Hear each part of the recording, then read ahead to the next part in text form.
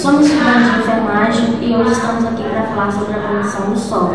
Eu sou Silene. Eu sou Roberta e estamos no segundo período de enfermagem.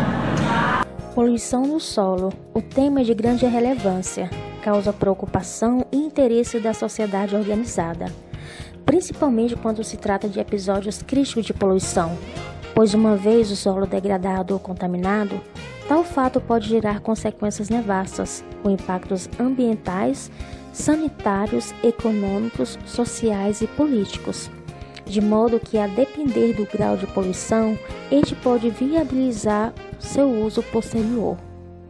O solo sempre foi utilizado para os processos industriais, agrícolas e de recebimento de substâncias decorrentes das atividades humanas, justificando assim uma grande preocupação da sociedade como um todo quanto à sua utilização de modo sustentável. O solo é formado essencialmente por 3 processos naturais. Primeiro, alteração da rocha matriz. Segundo, contribuição de matéria orgânica a partir dos seres vivos, vegetais e animais. E terceiro, movimentação da água através do solo. A camada abaixo da superfície da Terra é composta por materiais porosos e nas mais elevadas matérias orgânicas. Para resolver o problema de contaminação do solo, é necessário entender o processo de transporte dos poluentes para as camadas abaixo da superfície. Na zona insaturada, o solo em extensão possui as características de ser opaco, composto por biota e matéria orgânica. De modo horizontal, basicamente o solo é dividido em horizonte O, matéria orgânica não decomposta, horizonte A, composta por humus minerais dissolvidos e lixiviados, horizonte B, decomposição de matéria orgânica, horizonte C, material original, e após a rocha matriz, tal descrição não é rígida, pois há diversos tipos de solos. A depender da estrutura do solo, este possui um grau maior ou menor quanto à capacidade de transporte dos poluentes. Já na zona saturada, é formada essencialmente por material poroso, onde praticamente todos os espaços são preenchidos por águas, sendo que quando a água é possível ser utilizada, temos aí o aquífero. O lençol freático trata-se da superfície livre de um aquífero não confinado. Funções do solo. O solo possui variadas funções, de modo que é inquestionável sua importância no equilíbrio do meio ambiente. Entre as funções, pode-se destacar substrato essencial para a vida, elemento de fixação e nutrição de vida vegetal, recurso mineral, fundação e suporte para edificações de engenharia, entre muitos outros. Existem 2 tipos de fonte de poluição do solo: a natural e a artificial. A poluição natural, ela não está vinculada à atividade humana. Ela pode ocorrer através de erosão, desastres naturais, inundações, terremotos, maremotos, vendaval, áreas com elementos inorgânicos. E a poluição artificial, ela resulta da atuação humana. Ela pode ser através da urbanização e ocupação do solo, atividades ligadas à agricultura, à pecuária, atividades extrativistas de mineração, armazenamento de produtos e resíduos, principalmente os perigosos, lançamento de águas residuárias tais como esgoto e efluentes industriais, disposição de resíduos sólidos de origem domiciliar, limpeza urbana, resíduos provenientes do setor de saúde, resíduos especiais e resíduos industriais.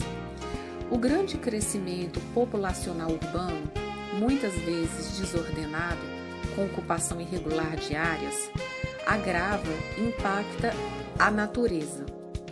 Agora, em relação às atividades pastorais, pode-se destacar a poluição com o uso de fertilizantes, adubos defensivos agrícolas, mais conhecido como os agrotóxicos, sendo que o uso inadequado pode trazer graves consequências negativas ambientais, mais especificamente a contaminação do solo. Quanto à mineração, essa traz modificações na paisagem do solo, possui grande potencial lesivo e ainda lançam ao solo chamados rejeitos de mineração, que podem gerar contaminações. Em relação ao armazenamento de produtos ou resíduos, principalmente os classificados como perigosos, quando não procedido com rígidos padrões de controle, podem causar poluição ao solo e águas subterrâneas. Os acidentes de transporte de cargas perigosas, embora ocorram eventualmente, podem gerar grandes impactos de poluição ao solo e água. Assim, é necessário investimentos no setor de pavimentação de estradas de qualidade, bem como na capacitação dos responsáveis pelo transporte dessas cargas, a fim de minimizar os danos. O descontrole no lançamento também de águas residuárias, como os esgotos, provoca poluição de mananciais superficiais e do solo e das águas subterrâneas. A geração de resíduos sólidos na sociedade é contínua e constante, e com tendências de aumento devido ao crescimento urbano e aumento na industrialização de produtos descartáveis. Desse modo, é necessário criar e recriar novas formas e processos no descarte final desses resíduos. O enfrentamento no controle dos resíduos sólidos repassa pela minimização dos resíduos com redução na fonte de emissão, como reciclagem, tratamento e posterior disposição final adequada. Agora, tem algumas medidas de controle da poluição de solo que podem ser feitas. O controle da poluição do solo, ele passa necessariamente por medidas de prevenção e correção. Anteceder o fato causador da poluição significa prevenir, reduzindo assim os danos.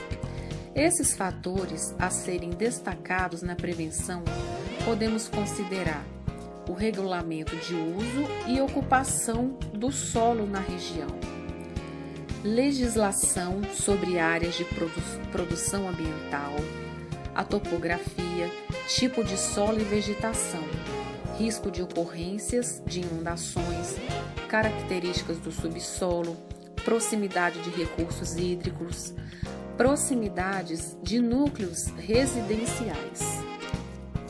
Também há que se destacar o uso técnico de modernas, como denominada tecnologia de limpeza nos processos produtivos fechados.